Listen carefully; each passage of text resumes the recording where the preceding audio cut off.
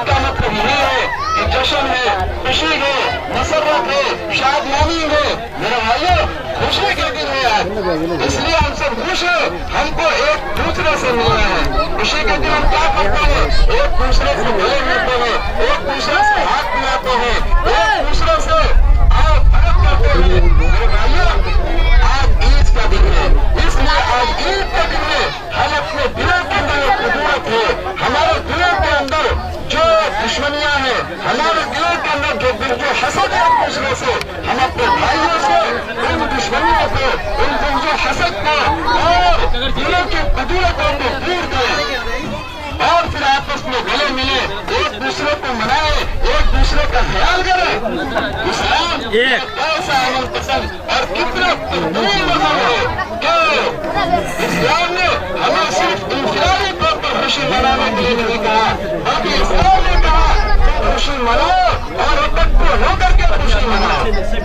जरा अपने पास पड़ोस में बने हाथ पाड़े क्या ऐसे लोग व्यवस्था में जो तुम्हारी खुशी में किसी परेशानी की वजह से और किसी मसले की वजह से वो तुम्हारी खुशी में शामिल नहीं हो पा रहे हैं, उनकी खुशी में भी तुम शरीक हो जाओ।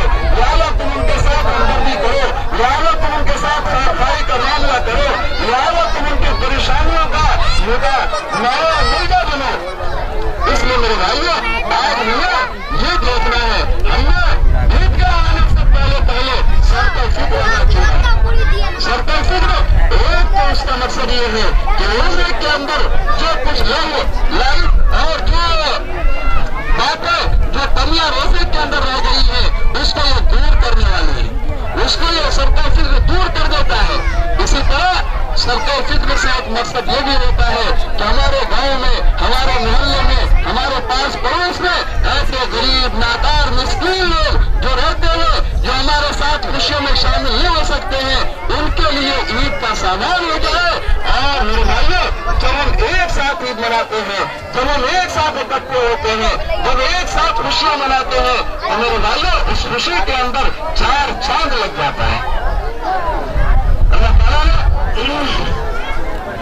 रोजे का एक मकसद बताया था कि लालकुम तत्तकून, तुम्हारे अंदर परहेज़गारी पैदा हो जाए, तुम्हारे अंदर अल्लाह का खौफ पैदा हो जाए, तुम्हारे अंदर इस्लाम पर अमल करने का जज्बा पैदा हो जाए, तुम्हारे अंदर अहकाम से दिलचस्पी पैदा हो जाए।